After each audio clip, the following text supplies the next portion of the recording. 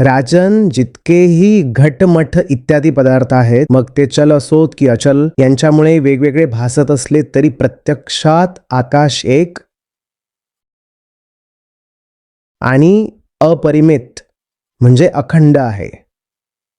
तसंच चर अचर जेवढी सूक्ष्म स्थूल शरीरं आहेत, त्यांच्यात आत्मारूपाने सर्वत्र स्थित असल्यामुळे ब्रह्म सर्वांमध्ये आहे. साधकाने सुताच्या मण्यांमध्ये व्याप्त असलेल्या सुताप्रमाणे आत्म्याला अखंड आणि असंग रूपाने पाहिलं पाहिजे. तो इतका विस्तृत आहे की त्याची तुलना काहीशी आकाशाशीच केली जाऊ शकते. म्हणूनच साधकाने आत्म्याच्या आकाशरूपतेची भावना केली पाहिजे. सर, जसं वेळ टाइम बद्दल तुम्ही पण खूप सांगितलंय आणि खूप सांगितलंय की वेळ देहाच्या सोबत सुरू होतो, विचारापासून सुरू होतो. सर, स्पेस किंवा आकाश जे आहे त्याबद्दल थोडी समज हवी होती जी आध्यात्मिक मार्गात मदत करेल. जो वेळ देहाच्या सोबत सुरू होतो त्या वेळेचा सोबती तर हे भौतिक आकाश आहे. समजते?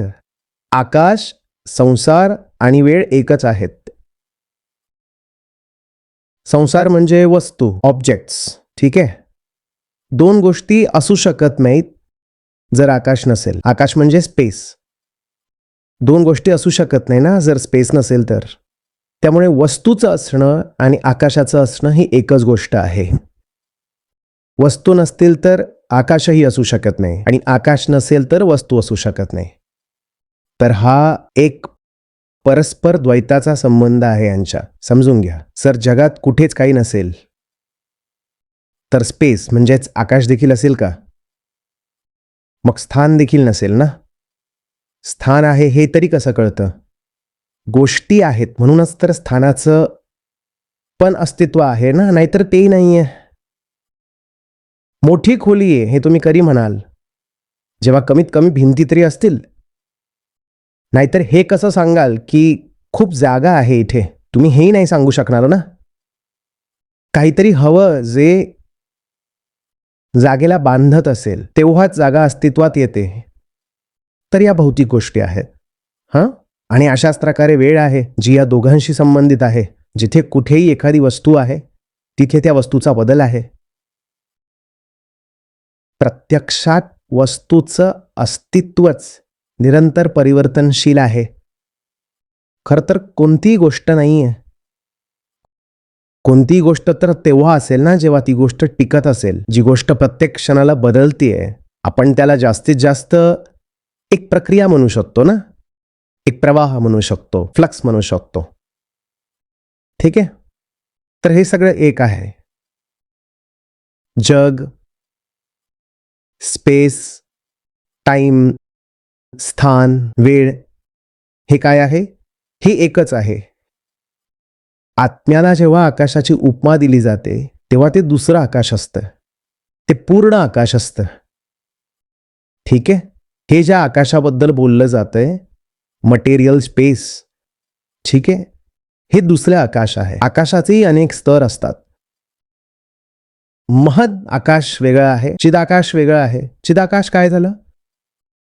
ते म्हणा तुम्ही इतक्या कल्पना करत राहता, इथं हे होतंय तिथं ते होतंय. ते सगळं कुठं होतंय सांगा? ते सगळं जिथं होत असतं त्याला चिदाकाश म्हणतात. ते चिदाकाश आहे. आत्म्याला जेव्हा आकाशाची उपमा दिली जाते तेव्हा आत्मा महद आकाश आहे. ते हे वालं आकाश नाही आहे ज्याच्या चंद्रतारे आहेत.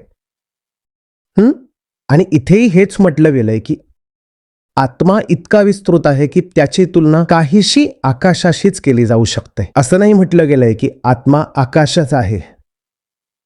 कारण आपली मर्यादित इंद्रिये अनंतता आणि विराटता यांचं सगळ्यात मोठं उदाहरण आहे की आकाशालाच जाणतात. तुम्हाला जर विचारलं की सगळ्यात व्यापक गोष्ट तुम्ही कोणती पाहिली आहे तर तुम्ही काय सांगा? काय म्हणाल?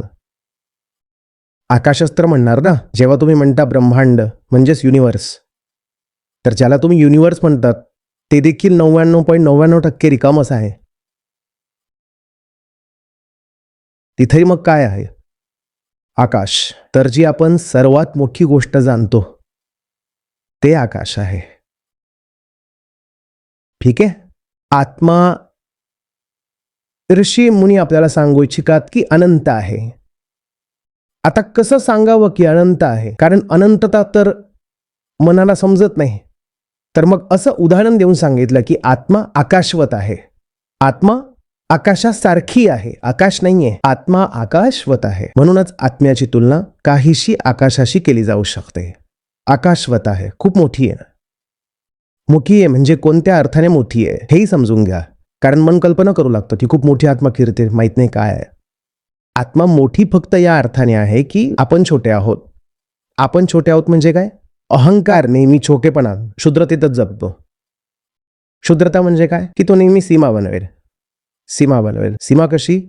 ही माझी खोली आहे भाऊ, बाहेर घाण आहे तर ती तशीच राहू दे, ही माझी खोली आहे. हे अहंकाराचं काम आहे. जेव्हा म्हटलं जातं आत्मा अनंत आहे, तर याचा अर्थ आत्म्यासाठी काही पर्क किंवा वेगळा नाहीये. आत्मा स्वतःसाठी कोणतीही सीमा आखत नाही.